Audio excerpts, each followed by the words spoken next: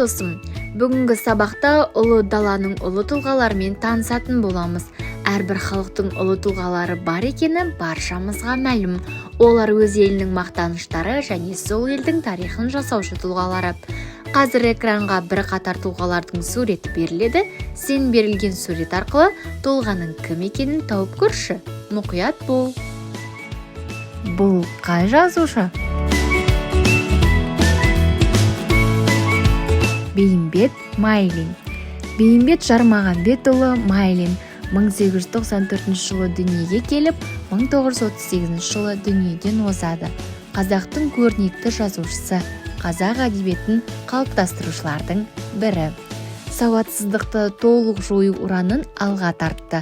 Сауаттылығы төмендерге арналған оқу кітабын, күш сауаттылығы төмендерге арналған оқулықты, жаңаша оқы және жаз құралын және Ғабит Мүсірепов пен Сейтіковпен бірге сауатсыздарға арналған әліппені жазып шығарады.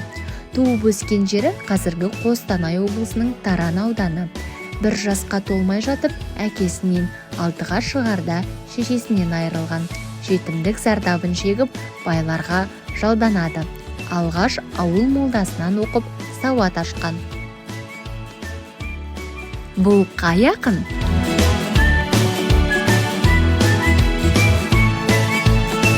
Ильяс Жансүгіров.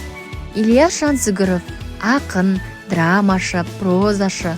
Оның поэзиясы ұлттық әдебиеттің классикалық байлығының қатарына жатады. Қазақ әдебиетінің негізін қалаушылардың бірі. 1894 жылы Алматы облысының Ақсу ауданында дүниеге келген. Ташкенттегі 2 жылдық мұғалімдік курсты бітіріп, өз ауылында мұғалім болған. Одан кейін аз уақыт тілші газетінде істеп, Верныйдағы Қазақ ағарту институтының меңгерушілігіне тағайындалады.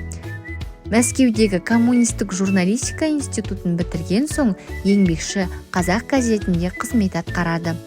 1932-34 жылдары Қазақстан жазушылар одағы ұйымдастыру комиссиясының төрағасы атанды. 1933-36 жылдары Қазақ КСР орталық атқару комитетінің мүшесі болды. 1938 жылы саяси қуғын-сүргін құрбаны болды. Бұл қай жазушы?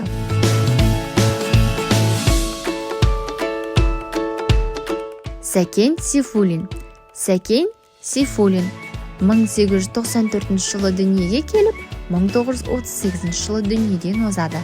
Қазақтың атақты ақыны, жалынды жазушысы, дарынды драматург, білікті ұстаз, мемлекет қайраткері, Қазақстанның қазақ әдебиетінің негізін қалаушылардың бірі.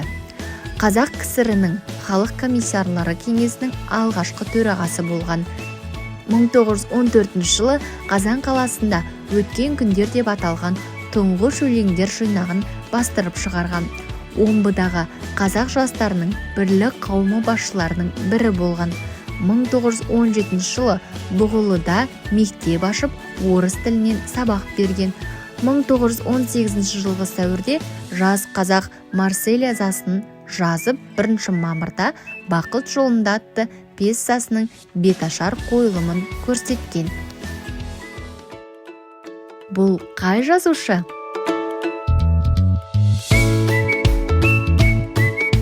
Жүсіпбек Аймауытов. Жүсіпбек Аймауытов 1889 жылы дүниеге келіп, 1931 жылы дүниеден озады. Қазақтың көрнекті жазушысы, драматург, публицист, қазақ әдебиетін қалыптастырушылардың бірі. Туып өскен жері Павлодар облысының Баянауыл ауданына қарасты бұрынғы Қызылту, қазіргі Жүсіпбек Аймауытов ауылы. Әкесі Аймауыт кедей болғанымен, арғы аталары Дәндебай мен Қуан атақ абыройлы, бай, ел арасында білікті кісілер екен. Жүсіпбек жастайынан арабша хат тану, оқу үйренген. 1929 жылы басталған кеңестік қуғын-сүргін кезінде Қазақстандағы ұлтшылдық ұйымымен байланысы бар деген жаламен тұтқындалып, ұзақ тергеуден кейін 1931 жылы ату жазасына сырттай үкім шығарылған. Шымкенттегі педагогика техникумының директорлығы. Міне мұның бәрі Аймауытовтың жаңа өмірді орнықтыру жолындағы күрес жолын, өмір белестерін көрсетеді. 1929 жылы басталған зобалаң кезінде қармаққа ілінген Жүсіпбек 1931 жылы атылған.